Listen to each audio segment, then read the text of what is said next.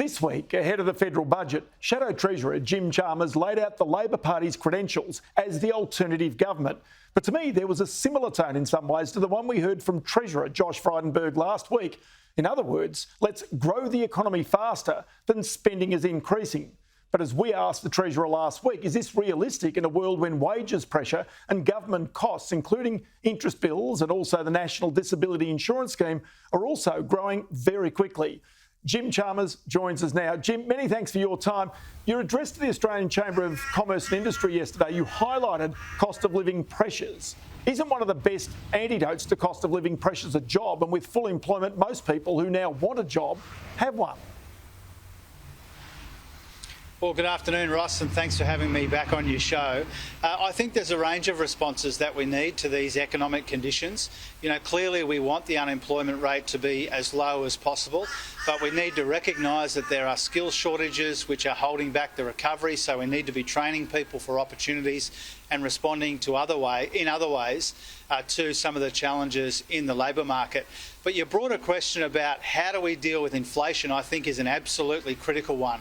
We do have a situation where the cost of living are skyrocketing, real wages are going backwards, and a lot of families are falling further and further behind. And so the job for government in this budget, job for an alternative government in a subsequent budget, is how do we support families through a difficult period now, while also kind of lifting the speed limit on the economy so that we can invest in things that boost productivity and growth to get the economy growing in a way that doesn't add unnecessarily to those inflationary pressures. OK, but one issue here is for a person who's out there reskilling, and the idea of that would be for them to get a higher paid job.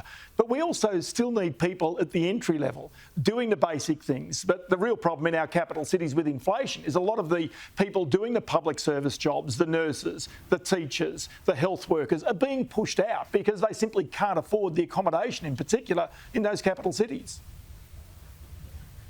I think that's a big challenge. That's one of the reasons why, when we've talked about housing affordability, we have talked about the difficulty of essential workers in particular living close enough to where we need them working.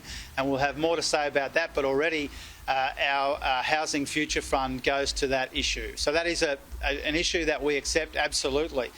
Is one of the big challenges. I think this challenge more broadly operates at least three different levels. At the highest end of the labour market, there's this big global scramble for talent that a lot of professional services firms and others are engaged in. And so that's one level. At another level, we've got to make sure that we are training Australians for these opportunities that emerge. We've got skill shortages right around Australia at the same time as we've got 1.5 million Australians who are either unemployed or would like to work more hours. So we need training to be a big part of that. That's why we've got a policy for free TAFE where there are skills shortages. But more broadly, there are issues around structural impediments to people getting into work. There's issues around labour mobility, which will be at least partly addressed by the fact that the internal borders in Australia are opening up. My point is, Ross, we need to look at this right across the board. Training is part of it. Sensible migration settings are part of it as well, because we do have this unusual situation where we've got real wages in aggregate not keeping up with the cost of living. We're seeing some wages growth in some parts of the economy, but not in some of those big human services workforces, for example.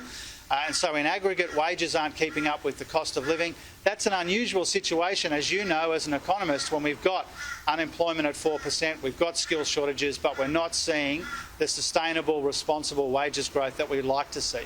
Because, of course, you could end up being a treasurer who has to deal with $1 trillion debt, rising interest rates, which is going to add pressure to the budget, rising costs, rising wages. This is, again, while the economy is growing strongly, a great thing, but eventually that also creates a drain on the economy, and you may be the treasurer that needs to deal with that. Yeah, obviously that's something I'm very focused on, Ross, the fact that we do have almost $1 trillion in debt in the budget. In my view, nowhere near enough to show for that. And that's because we haven't, as a country, the government hasn't been investing wisely over the last best part of a decade in some of the things that will drive future growth, whether it's cleaner and cheaper energy, TAFE and universities, whether it's childcare, whether it's co-investment in advanced manufacturing, whether it's the NBN and the digital economy. It feels like we've had this wasted decade of missed opportunities in our economy because there hasn't been that sense of investing in the right kind of growth that works for everyone, in an economy that works for everyone. And I would like to change that. And one of the things that we need to change, we recognise that there will be debt racked up during the deepest part of the recession, but debt had multiplied, as you know, even before the pandemic.